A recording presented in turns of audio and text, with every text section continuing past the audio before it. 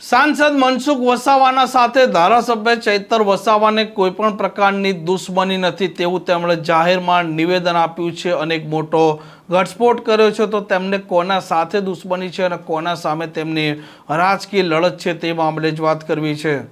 વૈષ્ણવજન તો તેને કહીએ જે પીડ પરાઈ જાનાને રે।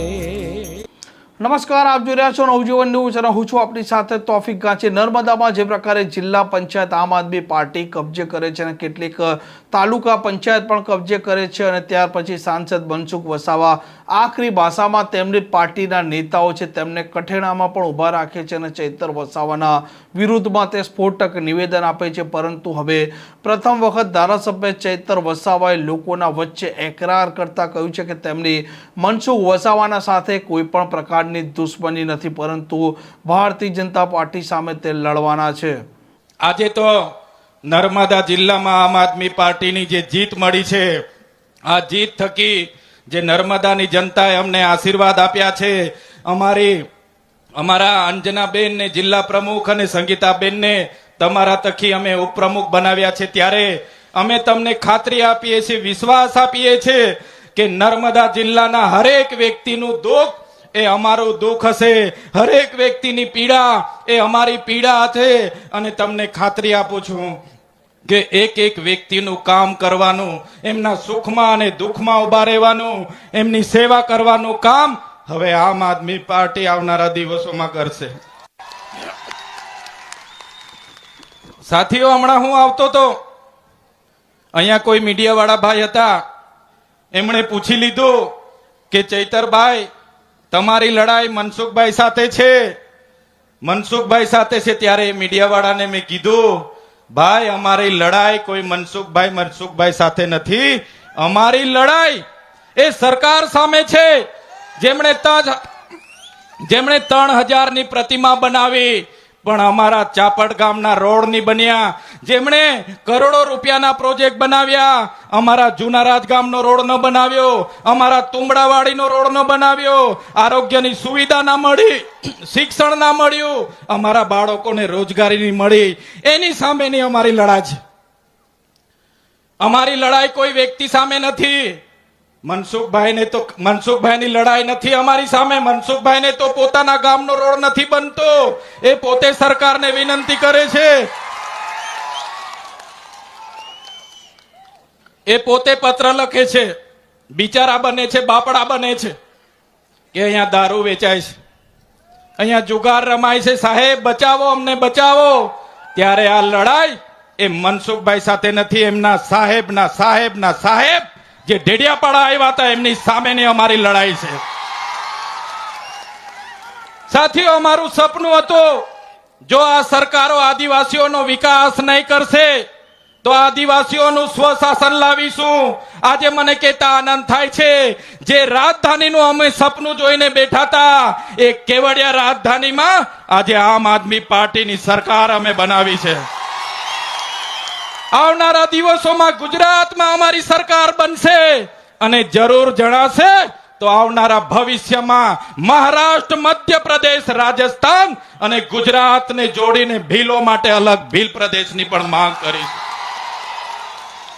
હમણાં જે જનગણના થવાની છે, ત્યારે આ જાતિગત જનગણનામાં પણ આ ગુજરાતની સરકારને અમે કહેવા માંગીએ છીએ, ગુજરાતમાં 1,25,00,000 આદિવાસીઓ છે, 1,25,00,000 એટલે કે 15% આદિવાસીઓ છે।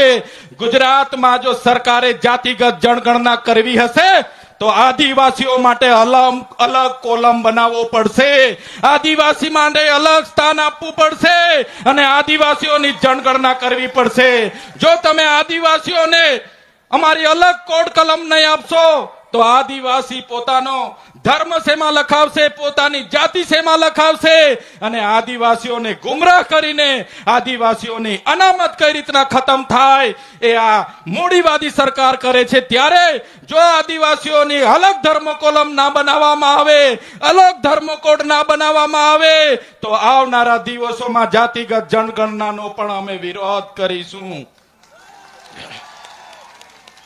અમારી લડાઈ આ ભારતીય જનતા પાર્ટીની વ્યવસ્થા સામે છે, જેમણે અમારા વિસ્તારોના યુવાનોને રોજગારી નથી આપી. એક બાજુ નર્મદા ડેમનું પાણી આખા કચ્છમાં લઈ જવામાં આવે, સૌરાષ્ટ્રમાં લઈ જવામાં આવે. આજે ઉકાઈ ડેમના લોકોને વળતર ના મળે, કરજણ ડેમના લોકો વિસ્થાપિતોને ન્યાય ના મળે. ત્યારે અમે આ સરકારને કહેવા માંગીએ છીએ, હવે આમ આદમી પાર્ટીની સરકાર આ નર્મદા જિલ્લામાં આવી છે તો નર્મદા જિલ્લાનું પાણી જો નર્મદા, છોટાઉદેપુર, દાહોદ આદિવાસી વિસ્તારમાં નહીં આપશો તો આવનારા દિવસોમાં નર્મદા કેનાલ પણ અમે બંધ કરાવી દઈશું. બંધ. આ આદિવાસીની તાકાત છે કે નર્મદા જિલ્લા પંચાયતમાં સંપૂર્ણ બહુમતી આવી છે. ત્યારે આ ભાજપ સરકારને કહેવા માંગીએ છીએ, આ તાકાત એ આદિવાસી મૂળ નિવાસી છે, આ તાકાત એ મૂળ નિવાસીની છે અને આદિવાસી એ આદિવાસી છે. અમે વનવાસી નથી અને અમને વનવાસી સાબિત કરવાનું જે કોઈ લોકો પ્રયાસ કરતા હોય એમને પણ કહેવા માંગીએ છીએ, આ આદિવાસી અંગ્રેજો સામે નથી ઝૂક્યા, તમારી સામે પણ ઝૂકવાના નથી. પૂરી તાકાતથી અમે લડવાના છે. સાથીઓ, આઝાદીના 78 વર્ષ થઈ ગયા. આજે શિક્ષણ નથી. આ જિલ્લામાં 12,333 બાળકો કુપોષણથી પીડાય છે. ત્યારે દુનિયાની સૌથી ઊંચી પ્રતિમા બનાવી એનો અમને વાંધો નથી, મોટા મોટા કોરિડોર બનાવ્યા એનો વાંધો નથી, પણ આ વિસ્તારમાં અનુસૂચિ 5 લાગુ નથી કરી. ત્યારે હું તમને ખાતરી આપું છું, આ ગુજરાતની સરકાર પર અનુસૂચિ 5 લાગુ કરાવવા માટે, પૈસા 1 લાગુ કરાવવા માટે, આદિવાસીઓને જંગલની જમીન અપાવવા માટે, સિંચાઈનું પાણી અપાવવા માટે, શિક્ષણ અપાવવા માટે, આરોગ્ય અપાવવા માટે આમ આદમી પાર્ટી આગળ પણ લડી હતી અને આવનારા દિવસોમાં પણ લડવાની છે. આ પ્રકારના સમાચાર માટે નવજીવન ન્યૂઝ ચેનલ સાથે જોડાયેલા રહો. નમસ્કાર.